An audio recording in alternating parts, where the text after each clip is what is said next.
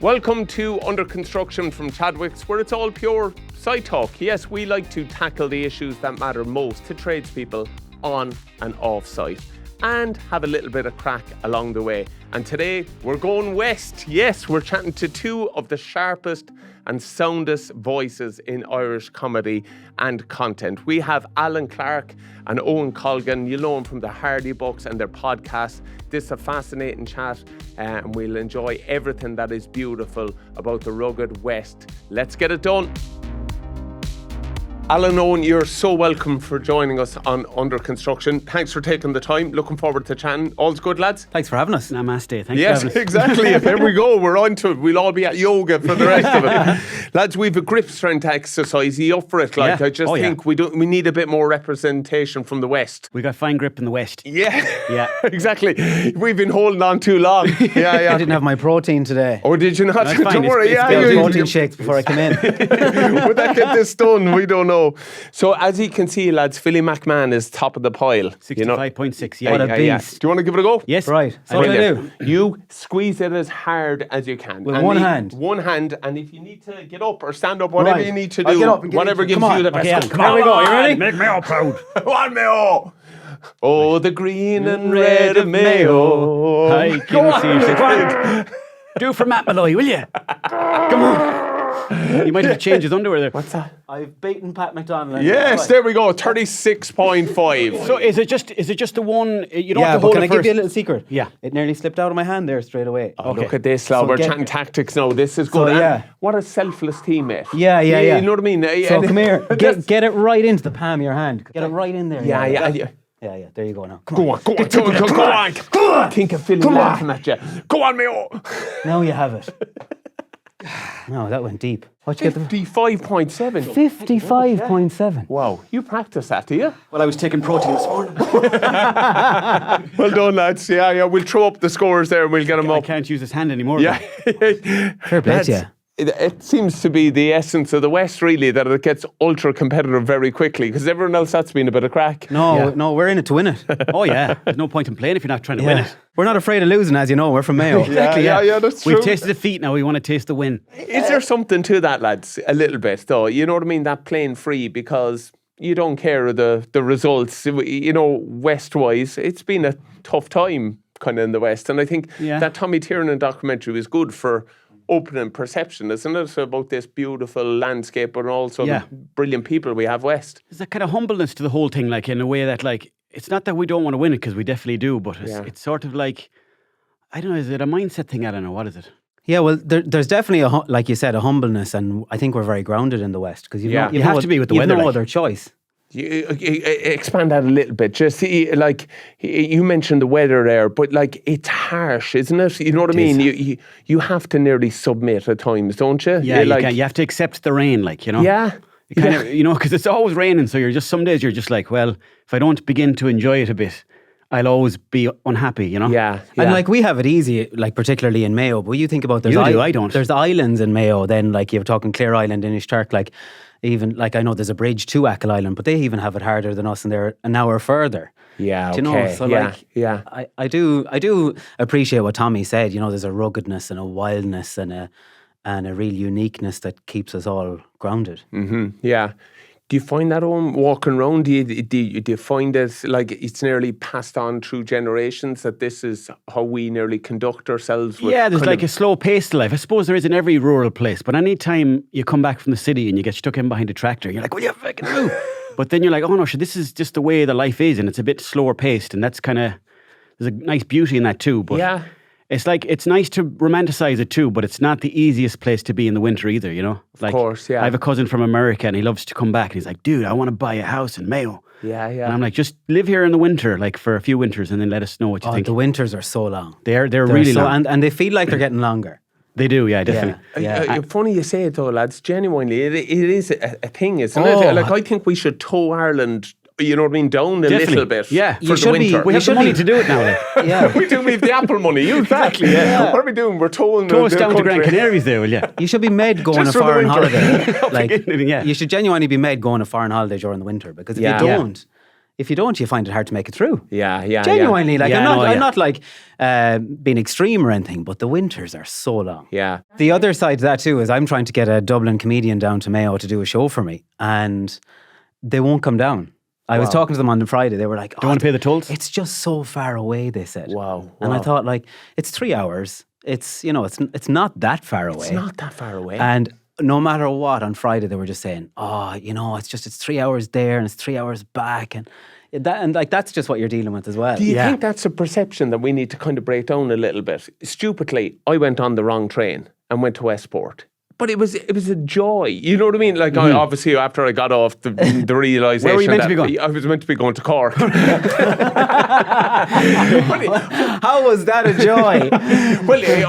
After I got over the initial rage of being so silly, people were so kind.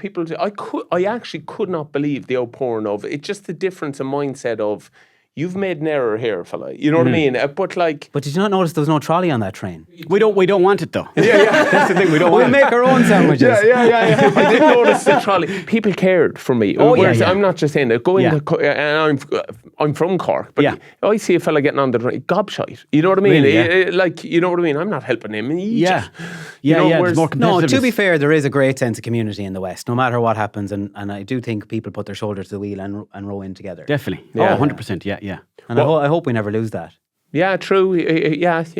I find, like, as you grow up now, you're kind of not getting to know your neighbours as well as you did when you were younger. That might be culture in general, though, because people are more like sort of staying inside, aren't they? Yeah. And But online remember the stations? Yeah, you had no choice but to get to know your neighbours. And you had to go to their house and they had to come Stations to of your the house. Cross. Yeah. No, you'd have the stations in your house. Like the priest would come and say mass. Yeah. And you'd invite all the neighbours around. Yeah, that's right. I remember that even around our house, you'd have to do up the room. Because you do up the whole house. Yeah. We got tarmac at him. Whoa, We're still Must paying have been it some back. priest. We're still paying it back 40 years later. So the priest should pay for that. But we had to get tarmac at him because Mary across the road got tarmac at him. Of course, there you go. And then, like today now, somebody would get triple glazed windows and we'd have to get triple glazed windows. Yeah, it's always the keeping up part of it. Keeping up with the Joneses. But I do miss that sense of rural Ireland and community. I don't think we're making enough of an effort to get to know our neighbours. Yeah, okay. That's a worry though in ways, and especially west, because it just feels you need your neighbours more, doesn't it? And especially, that time there was the big storm. Yeah. That's the times where you realise you do need your neighbours, because one of the rooms in the house flooded. My bedroom actually flooded, would you believe? Wow. 2 inches of water, and I was like, oh Christ. And I was like, I ran out and the whole house was submerged in water. And I was like, what do I do here? So I was like calling different watermen, Ish Garland and whoever. They're like, it'll be 4 or 5 hours. We've another few places to get to.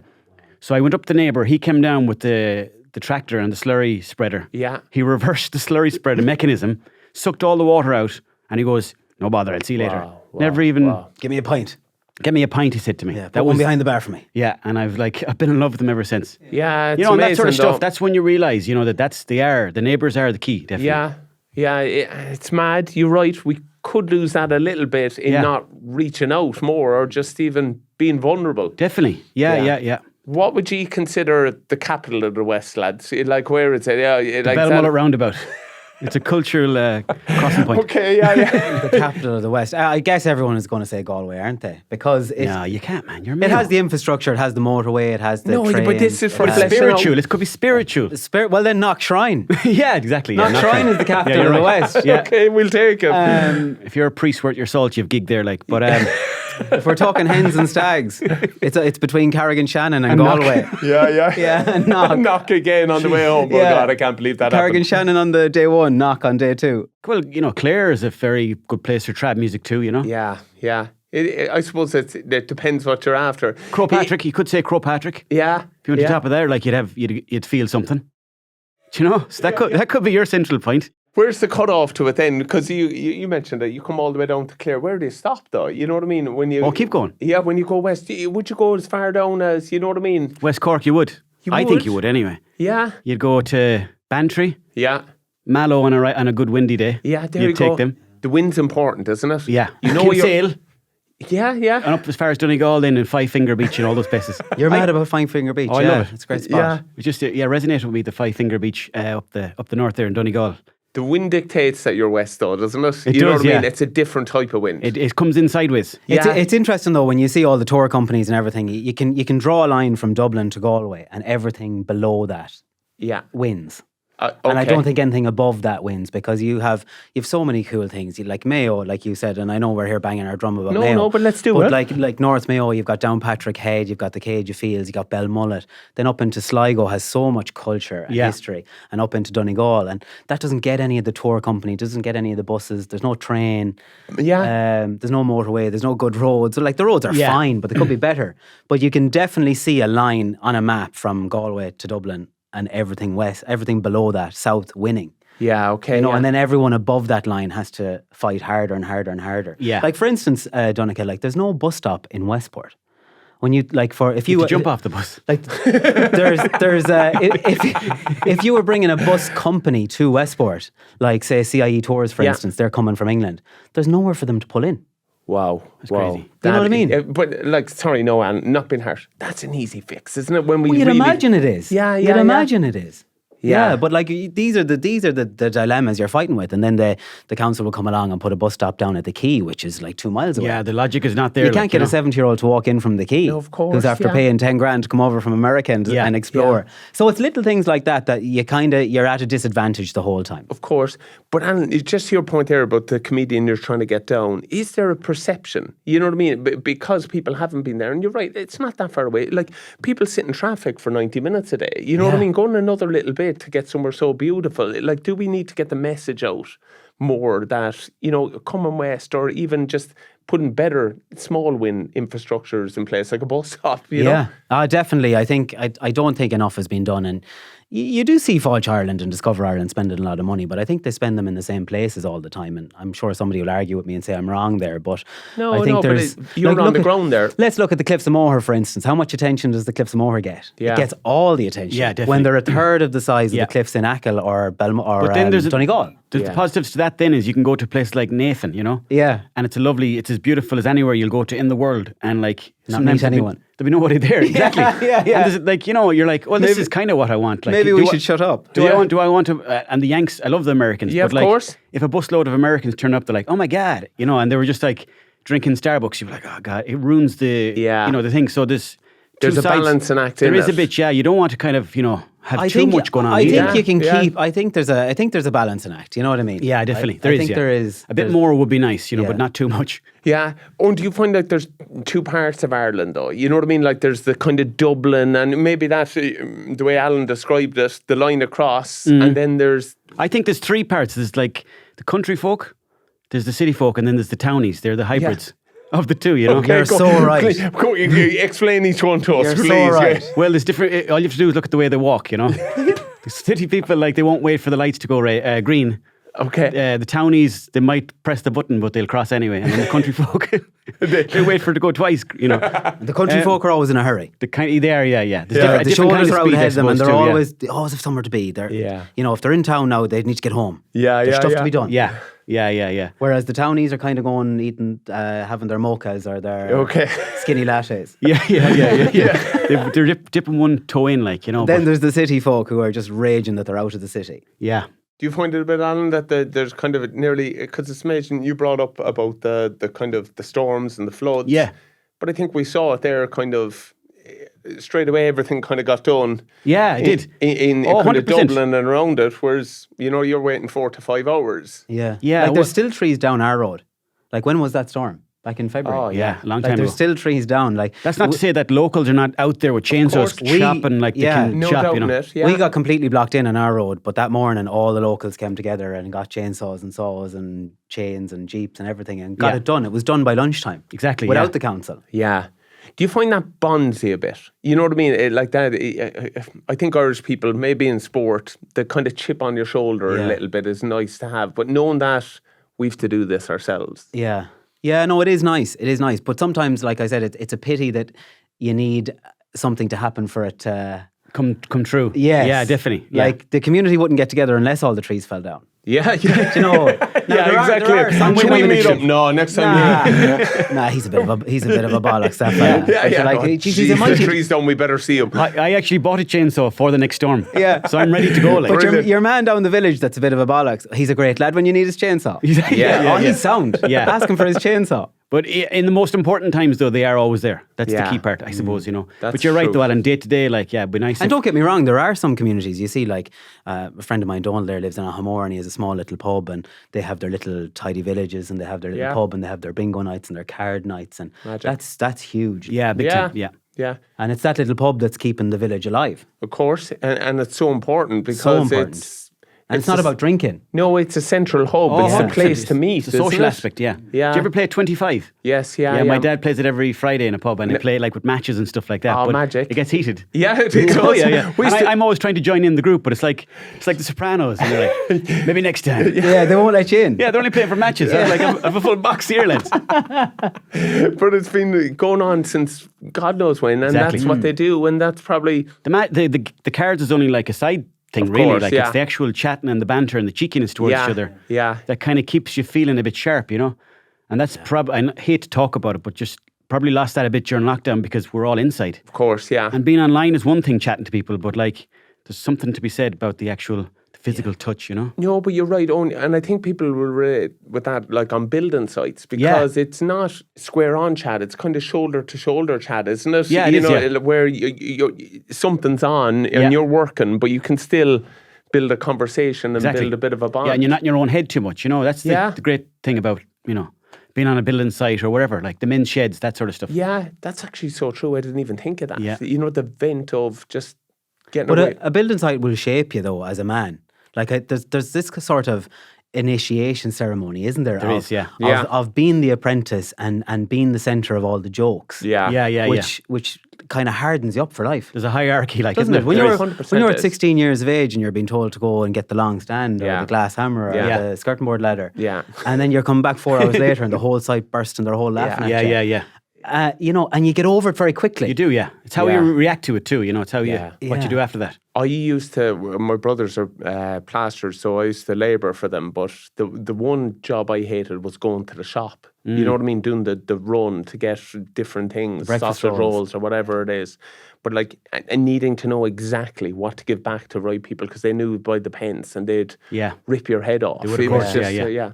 And then the other one on the site with them is, because I was their brother, they could be tough on me as well. So I wasn't allowed to have my lunch in the same room as them because they were tradesmen and I was labouring. You know what I mean? So there you go, the hierarchy. You earn the right to have your role in this room. There definitely was a bit of that. For sure. Yeah, no, it hardens you up definitely. And you need that in life because when you leave Mayo or wherever, leave the country, you're gonna face those kind of people anyway that are going to slag you off and test you. Yeah. So you may as well learn it close to your own home or wherever, your own family even. I genuinely think everyone should spend 6 months to a year in construction and 6 months to a year in hospitality. Go on. And I think, you want them to all come down and build a house for you. No, I don't. I'm sick of waiting for a plumber. I don't, but I do think they're two industries that help shape you in so many ways. I've worked in both. And let's just take the sites, for instance. You're getting up at 6 o'clock in the morning, you're going out, you're on a roof, it's pouring rain, it's freezing, it's cold, you've no choice. There's no ringing in sick or there's no geez, we'll leave it an hour, lads. 100%, because you're adding the workload to somebody else. That's it. It doesn't go away. You have to adapt, and there's no such thing as bad weather, just bad clothes. Exactly. Yeah, do you know what I mean? For sure, yeah. And it's the same in hospitality. You're out there, you're dealing with the public, you're getting your hands dirty in a hotel, whether you're making beds or collecting the dishes or serving or in a bar. And I think that they're two industries that everyone should experience for a period of their life. Do you think we neglect them within the kind of schooling system a little bit?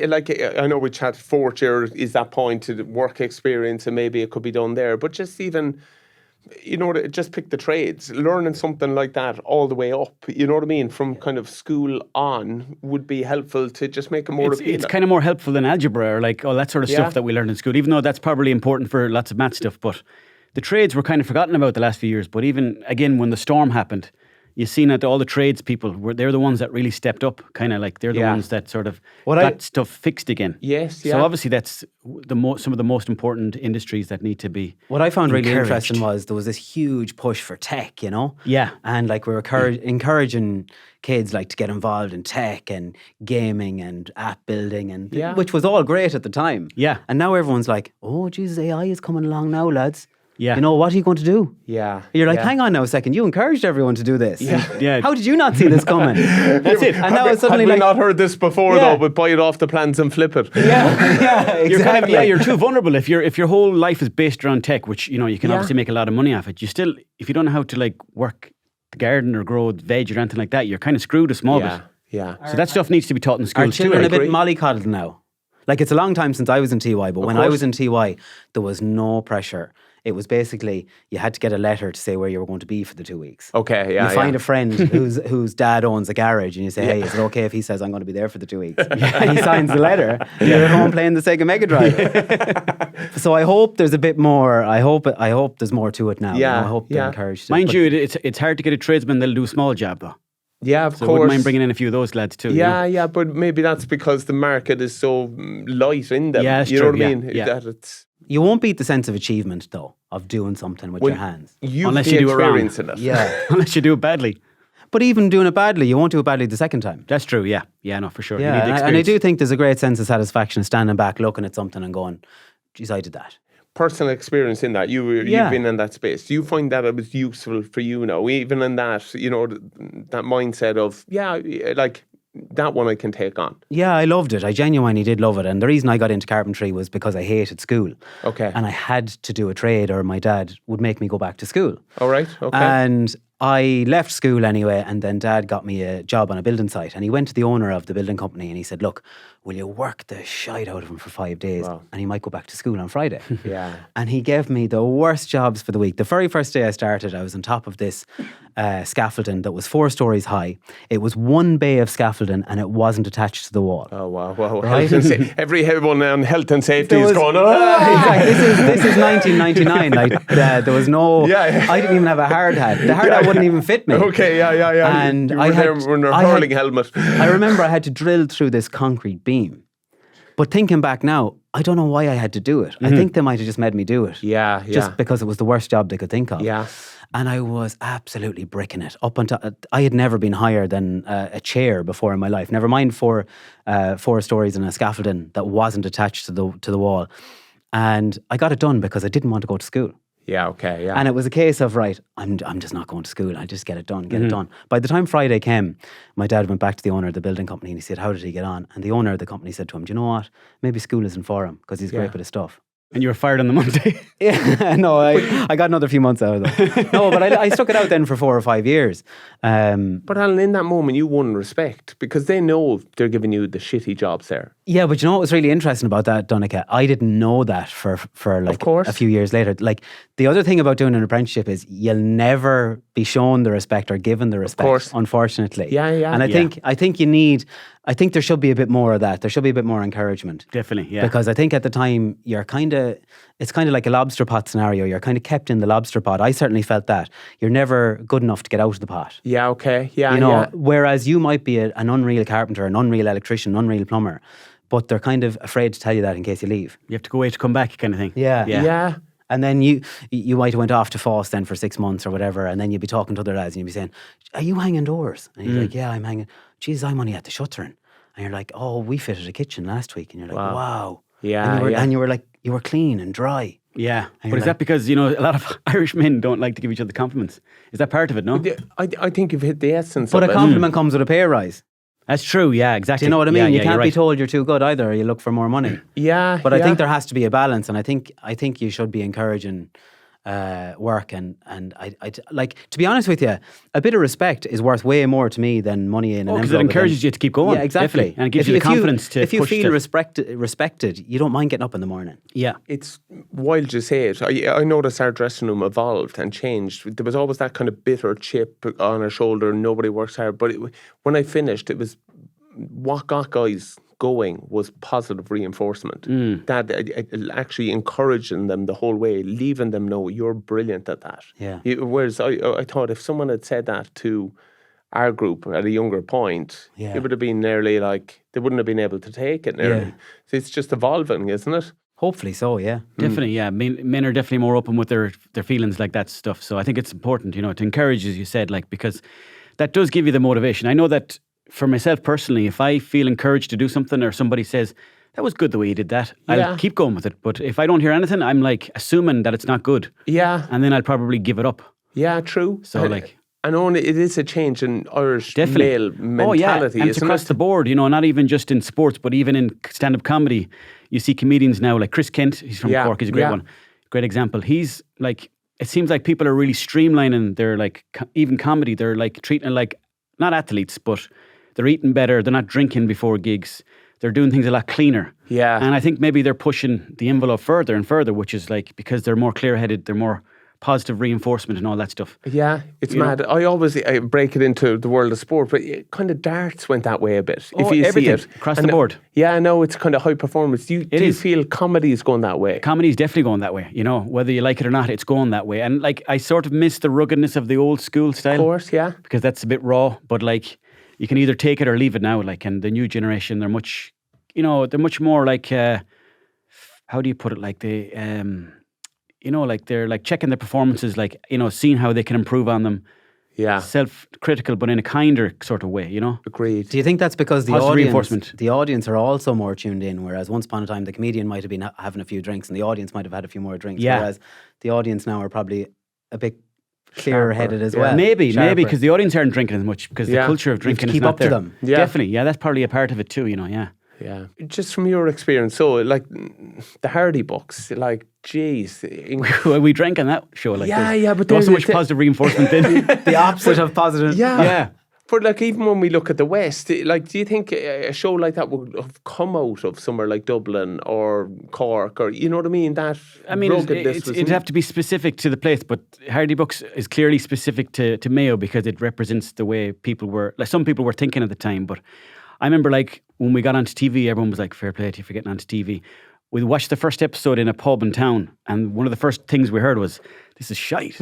Pardon me French there, but... Yeah. So you like, just as you're getting up, you're like, God, yeah, you're right. So like, it was never... Sometimes people would come from like, a different place. They'd be like, oh, you're on TV, fair play. Yeah. And in your mind, you wouldn't be thinking that. You'd be like, well, yeah, but then we did a bit of a bad episode here. It's like, it was more like this kind of feeling, Of course, but honestly, not being harsh, that's life, isn't it? Oh, it is, of course. Yeah, no, that's the thing, The roller coaster of it, kind of. That's it, the beauty of it, Yeah, and Irish people as well. When you put your head up there, like an incredible show like the Hardy Books, they're going to have a pop, aren't they? Of course they are, yeah. And I kind of like that too. And like, obviously, you wouldn't want to be hearing it all the time. You start crying. But, it keeps you in your place, which I think is important too, Yeah. Just sorry, Alan, on your profession, did you finish your trade? No, I didn't actually finish it out, unfortunately, because the money was so bad, Donncha, at the time, and I had started doing DJing, and I was making the same money in one night as I was for 60 hours.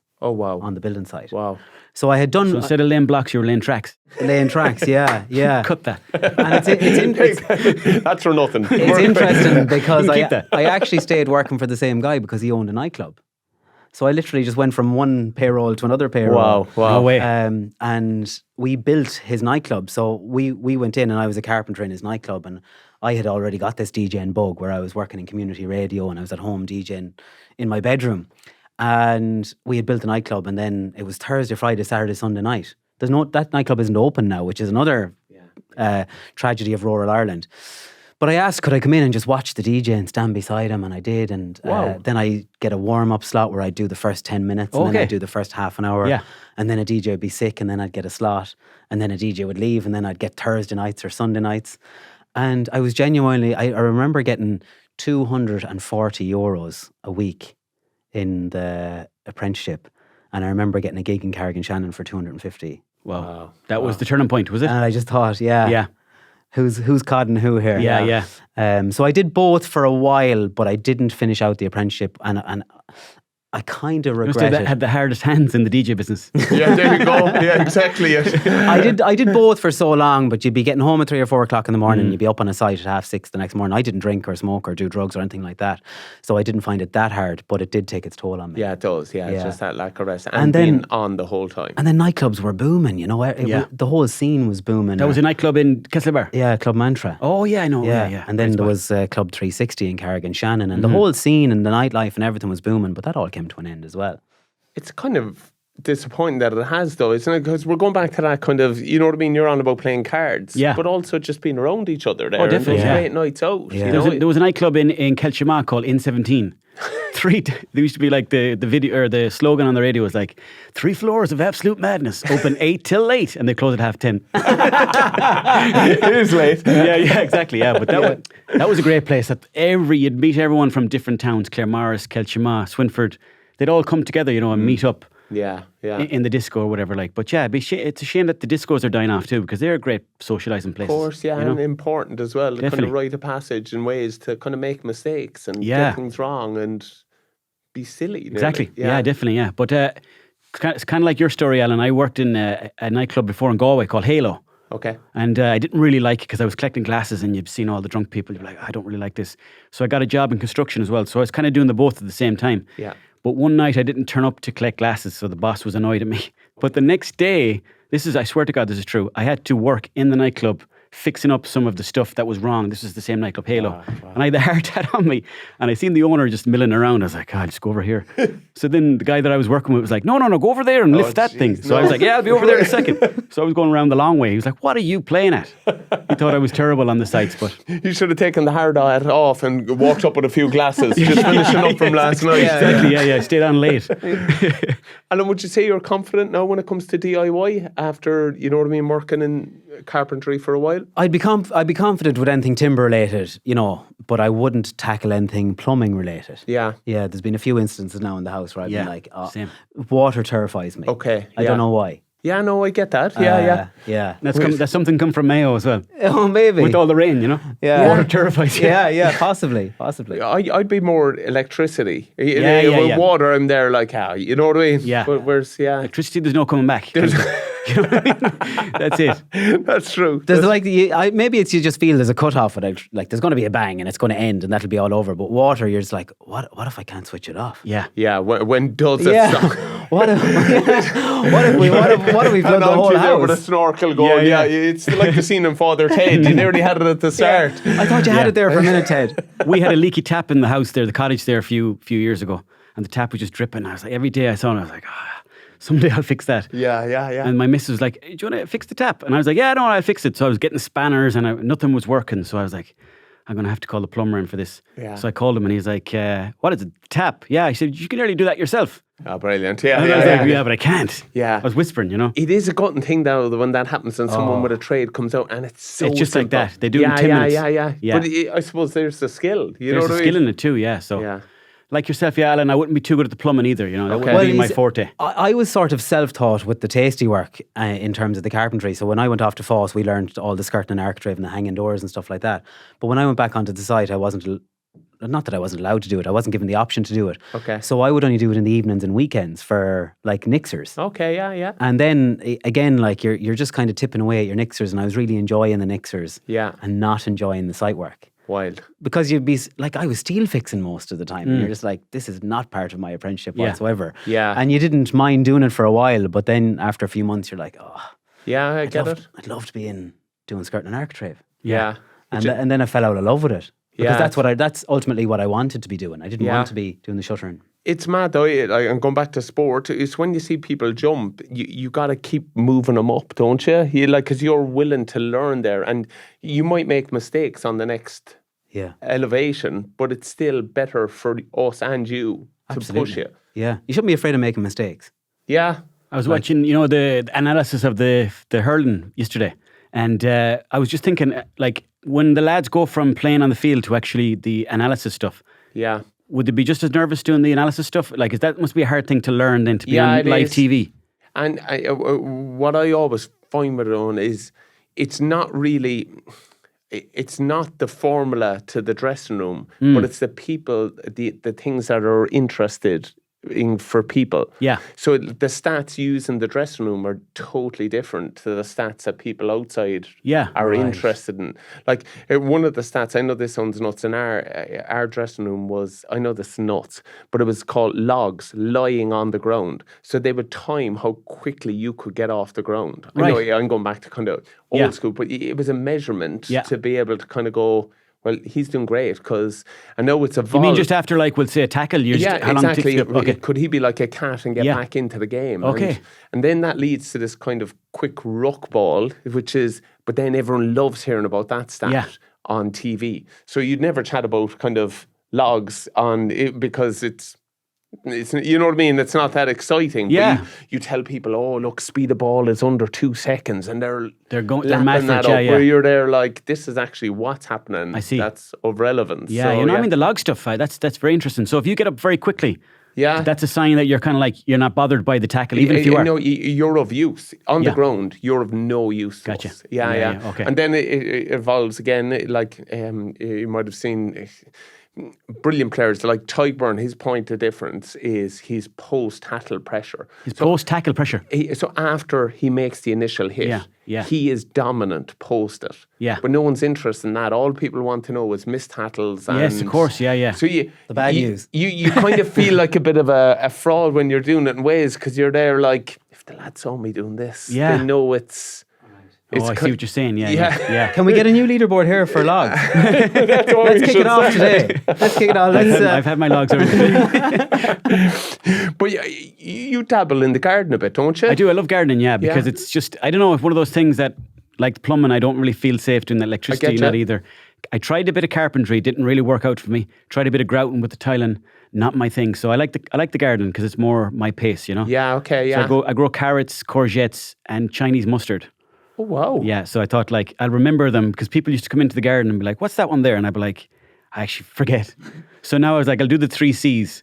Okay. So I grow them there now in a greenhouse, in a polytunnel. No way. And I kind of probably learned that from my grandmother. She was a woman of the land. Okay, yeah. She was really into, like, you know, growing vegetables, and she'd always have, like, scallions growing out of the wall and garlic and all sorts of stuff. Cannabis. Yeah.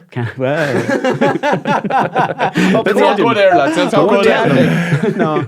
But do you find it groans you a little bit? Like you're saying they're of the land, you know, and tradition, you mentioned your gran there, you know what I mean? Like that's in your DNA in ways. It is, and I'm in her cottage as well, so like there's a lot going on there, like, but I like, I mean, I know it sounds daft, but I like, it's, you know, you grow a plant, if it doesn't grow, it starts again, you know, and it's like a lot to be learned for yourself in life too. And also the fact that you're actually growing vegetables and you're eating them then, it kind of reminds you that, like, you know, you don't need to get caught up in, you know, if a video doesn't go good or a gig doesn't go good. Yeah. At least the veg is grown. Or you hope it is. Exactly. Do you know what I mean? Don't worry about it. We'll have carrots when we go home. You're eating raw carrots going, Christ, I need to change career. But yeah, it's like, I learned that off my grandmother. You know, she was big into the sort of like mystical stuff. She used to hang cabbage on the front door of the house as well. Go on. Yeah, to keep away like spirits, like, you know, ghosts and the TV license man. But that sort of stuff. No, she'd hang gorse out the window as well. To bring in different seasons and stuff like that. Wow. So she was big into all that sort of stuff, and like, you know, just fairy forts and all that kind of stuff. So I like all that stuff, you know. Yeah, of course. But like that is cultural. And I haven't a clue about it, but I'm learning as I go. That's the only thing, you know. I'm not taking the piss here now, but would you continue that? No, 100%. I mean, I have another option really, because I've got stuff growing in the garden. So it'll either go wild, and then my dad will be like, why aren't you looking after that there? Yeah. So I kind of have to do it. But also, the more I'm doing it, the more I'm like, oh, I can make my own wine with the slow berries. It might take 6 months to drink it, but it'll be worth it when you do drink it. Or you can make tea out of gorse, or like there's different flowers you can just pull up and throw them into a salad. Yeah. You know, so like it's just getting used to what you can eat and what you can't eat. There's even these big, I forget what they're called. What are those lads in the courts called with the white hats? Barristers. Oh, like barristers, but there's a name for them there. But there's a massive mushroom that kind of grows like that. It's a good bit of feeding in it too. Right, yeah. They just grow wild in the garden, and I was like, I wonder, can you eat them? You can. You can, of course. Throw them in with an onion, they're delicious. Don't go eating any other mushrooms. Make sure you check out. There should be some safety disclaimer on this point. Yeah. The one thing with the mushrooms, you got to be careful, you know. Yeah. You can't just go. I remember having a neighbour years ago, and he came down with like the regular mushrooms, all hanging on a piece of grass. The grass pushed through like 4 or 5 mushrooms, and he goes, do you want those? Wow. And I was like, wow. just the way he carried them around the place. He was like Huckleberry Finn. Yeah. And you mentioned, like, just interesting, the cabbage on the door. Like, do you still do stuff like that? I don't do it because the neighbours will be like, that lad's lost the plot. I think they're like that anyway, Owen. You're no fear there, Owen. You might as well embrace it. I hate to break it to you. I probably will. I get to that point sometime, but I'm not there quite yet with the cabbage. Do you know what's funny though? Like those kind of traditions, if we hear them coming in for other places, like my sister there for a while had a turtle, like a figurine at the back door because some feng shui, said that's a good thing to do. But here we have these brilliant Irish ones. Oh, of course, yeah. It's no different to putting out the Child of Prague. Exactly, yeah. I know it's a cabbage and the Child of Prague. Cabbage is cheaper though. There's a cabbage in Tesco. There's a Child of Prague out before every wedding, every event. It's just like an Irish thing to do. Geez, you have to put out the Child of Prague. What about the Child of Knock though? Huh? Well, I want to bring in the Child of Knock. The Child of Bahola. Picture of me going around selling a little figurine of Owen. Yeah. You're well versed at this, of course, Alan. For you, you know what I mean, presenting and doing it on Galway Bay and Galway and doing all that stuff. But the podcasting, can I ask you about that? How have you found that? What inspired you to get into it? Well, I was working in radio for a good part of my life, whether I was working in it part-time or full-time. And so I was working in Galway Bay and then I moved to Midwest. And I just found that radio has gone so rigid now. Okay. Do you know, where you're kind of told the songs to play, you're told how long this done. Yeah. You're told you can only talk for 60 seconds here. And then if you talk for 70 seconds, somebody's coming in giving out to you going, well, what was the extra 10 seconds about there? Why didn't you get out in time? And I just found it so regimental and boring. And I love the old school radio of playing the music that people want, playing the music that you like, chatting about something. If John Richards in Galway Bay always taught me, if something works, run with it.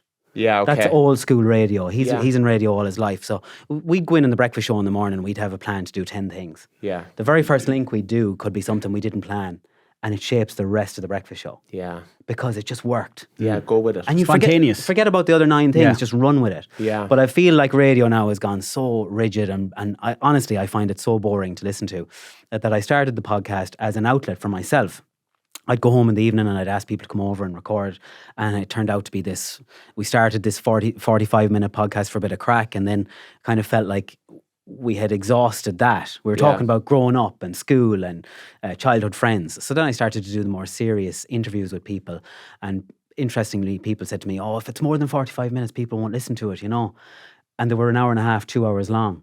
And they had the opposite effect. Yeah. They were huge, like they were really successful. Wow. And I loved sitting down, getting to know people, getting to know their real stories, getting to know what life was growing up. Yeah. What they do in their spare time, and just getting to know and interesting people, like say you take a country music singer, Patrick Feeney, for instance. Every interview you've ever heard Patrick Feeney on, it's tell me about your new album coming out. Tell me about what songs you listened to growing up.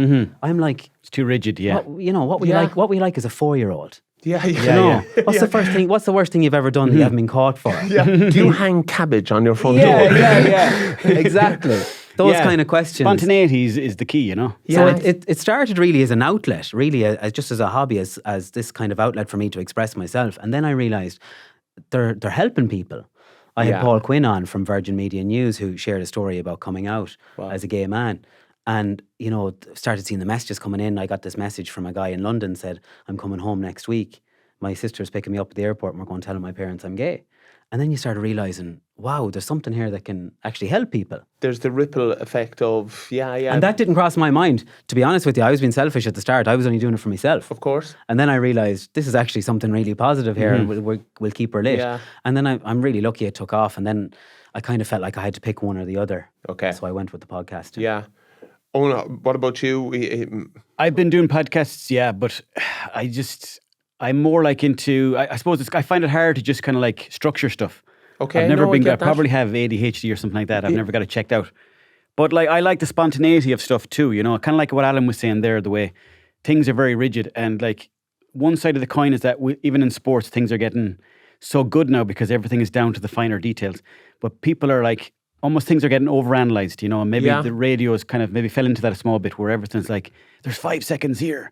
We need to make sure we use this to the best of our ability. But, a good conversation is when two friends meet up and they're just chatting without any sort of planned stuff, Yeah, agreed. Like probably if you're in a pub corner chatting to someone, you probably had some of the best conversations you've ever had. Like, so I've tried to do that with some of my podcasts. I've had some great ones where I brought people on and chatted to them. I'm trying to get some of the local outlads around the village to do it, but they're proven to be hard to get on. Wow. That would be gold. They're kind of cagey, That would be absolute gold. It would be gold, definitely, yeah. But I suppose you probably need one or two markers just for everyone to go, oh, okay, that's what he's doing. Because I did ask my dad, I said, would you come on a podcast? And he was like, what's that? And I was like, just be chatting to you. He goes, no. And then he walked away.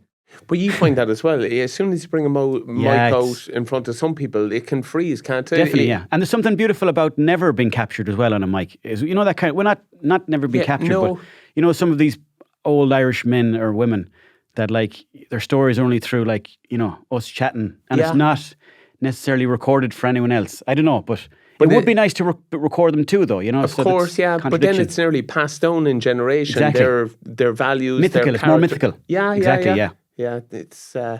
So to answer your question, I'm looking for sponsorship for the podcast. Very good. Can we join you on this one? Yeah. Surely there's some plumbing one. If there is, get in touch. Yeah, but actually speaking of that, the Irish podcasting industry, just how viable is it, lads? For you there now, trying to, like, that is a revenue of income for Big you. time, and you need it. How important is that? It's very important, and it's great the fact that we have an opportunity now to be able to do something like this because our parents' generations were never lucky enough. So I think it's a sign that the industry's in a healthy enough spot.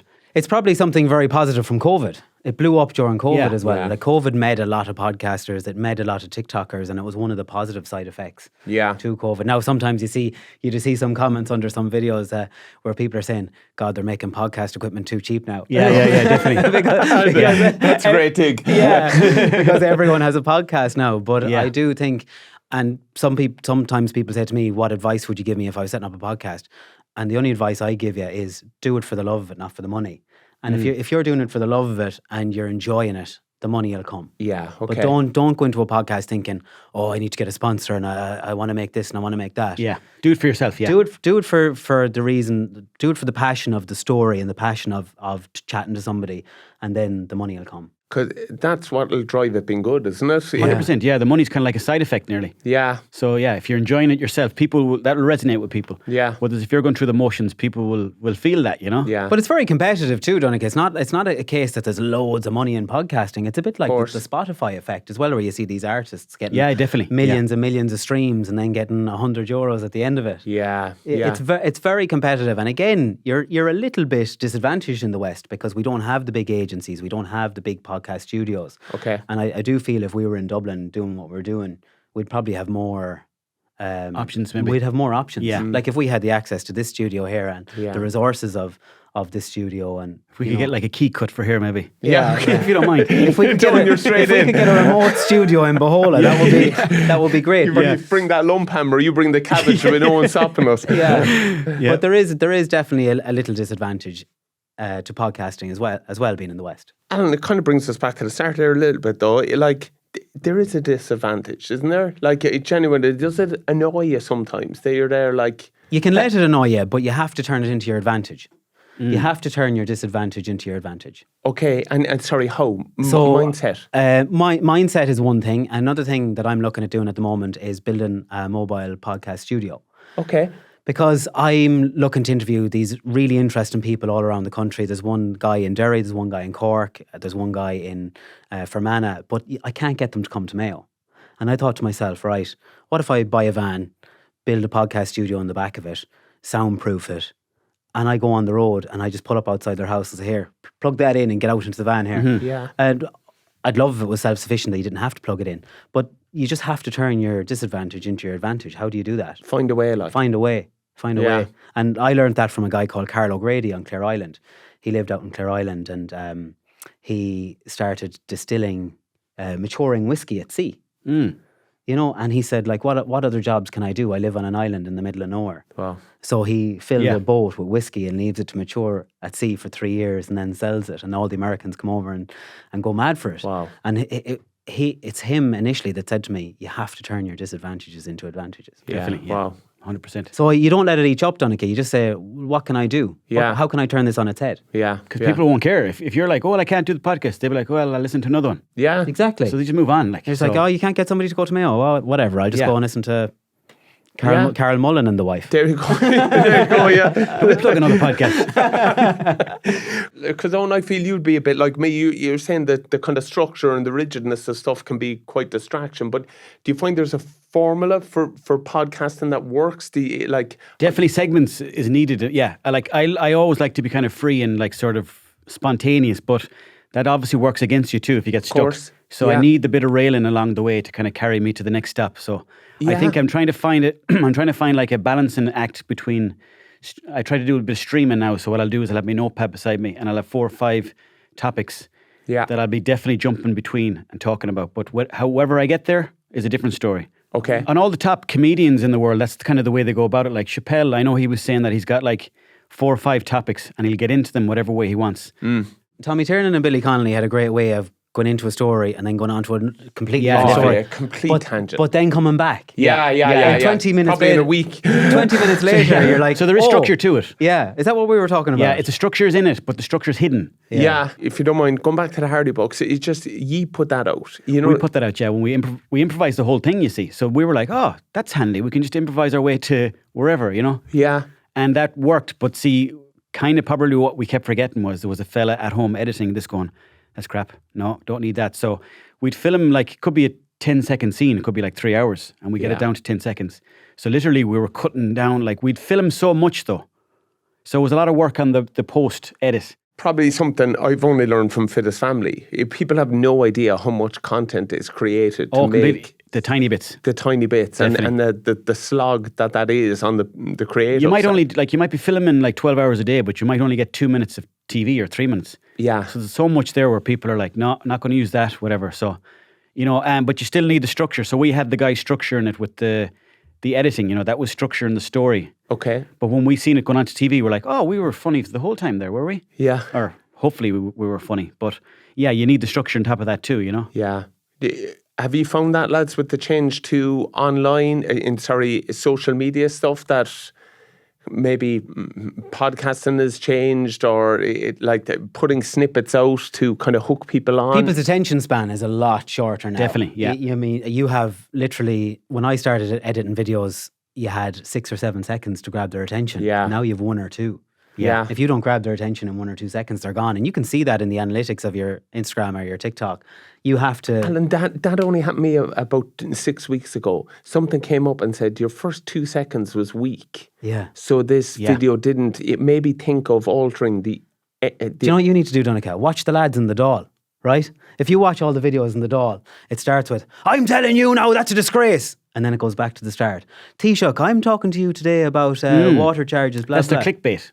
The video starts with the drama. Yeah. You know, where were you last week, Taoiseach? And then it goes right back to the start. Definitely, yeah. Yeah. That's for the shorter form social media, though. Like YouTube is not necessarily like that. No. Depends what you want to build yourself. You know? Yeah. If you want the attention, you have to grab the attention. But if you're thinking of YouTube, you can do a bit slower, I think.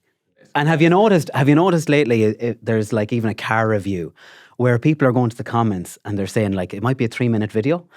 And you go to the comments and you go, lads, it's 3.5 minutes in, it's 300 brake horsepower. You're welcome. Oh, wow. They're saving you the time. Yeah. So they're like, guess the horsepower of this car. But no one has the attention span to go and watch the 3 minutes. You go straight to the comments. Yeah. And you get all the information from somebody else in their video of the comments. And it's a conveyor belt of content all the time. Before, like years ago, you could put up one bit of content every 2 or 3 days. And you'd be like, I'm great now. That's me done for a little bit. Yeah. And now it's just like you got to post 3 or 4 times a day. So like you just have to be on it all the time. Can I ask you then, do you find you end up being nearly a slave to the algorithm 100%. then? And everybody kind of is in a way, you know? Yeah. Because every company has to sell because it comes down to money or whatever. But yeah, you're definitely a slave to algorithms. Wow. Definitely. And does that lead to a bit of a pressure, Alan, in terms of, you know what I mean? Maybe the creative isn't happening now. Do you know what? Not... I'm lucky that I don't let it consume me too much. But I have friends that are saying, I have to get a video out today. I have to get a video out today. And then it does consume them. And there is this thing called influencer burnout. You Yeah, know, and yeah, I could see it. influencers get a hard time, and that word triggers a lot of people. But you know, it's a multi-billion euro industry now, and you have to accept it. Yeah. I think you have to submit to it a little bit and stop taking it so serious now. Yeah, definitely. Yeah, it's not the end of the world. Like, you know, you can go back to your normal life. You can overproduce a video and it'll bomb, like it'll do nothing. Yeah. And you can just do something silly and it'll take off. We mentioned the Chadwicks stuff that you've done before, the bringing Jack Marley to the Olympics. Yeah. Just tell trained us him. Trained him up a bit, yeah. Did a bit of pad work. He trained me, I trained him. We're both heavyweights. Yeah, that was great. Yeah, really enjoyed anything I've done with Chadwicks. Any cross-my-line arm locks? Cross-my-line arm lock. Yeah, I taught him a bit of that. Taught him the reverse cowboy. We didn't see that in the Olympics. Maybe that's where it was. That was on camera, actually. That was cut out. They cut that out. A bit like 90% of the Hardy Bucks. He's some athlete, Jack. Yeah. Size him, like, you know, alone. But it's been great working with different athletes. Worked with some of the footballers for Shelburne in a bird house building video. That was great. But yeah, really...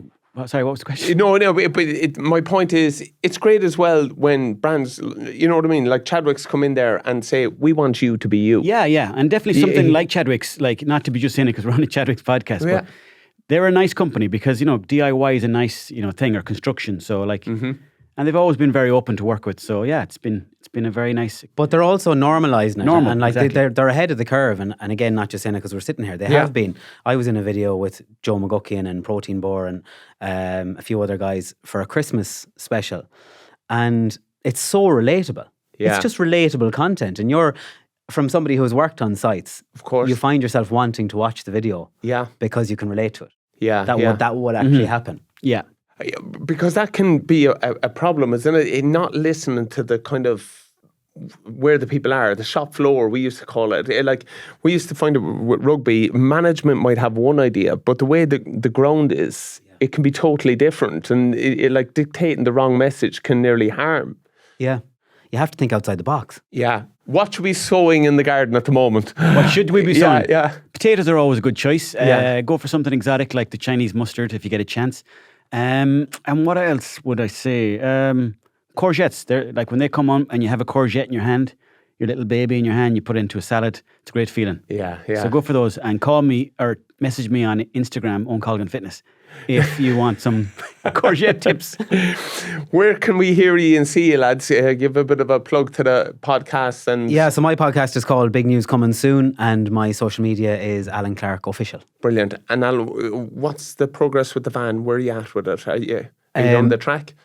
I'm just in the process of buying it. Wow. I've just located a suitable van. It's amazing. You know the way the horse boxes got really popular for coffee? Yeah. You know what I mean? There you go now. This is the start of it. Yeah, don't tell anyone that now.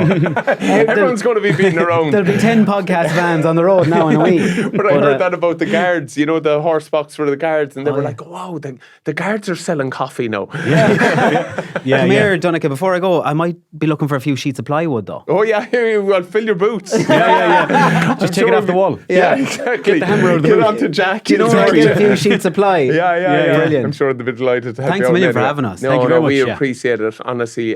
Continued success, lads, and thanks for chatting today. I really Lovely. enjoyed Thanks it. for having us. And up the west, lads, yeah? West is best. Hey, you're not wrong. Mayo for Sam. Yeah, exactly. Here we come. Thanks a million, lads. Cheers. Thanks a lot.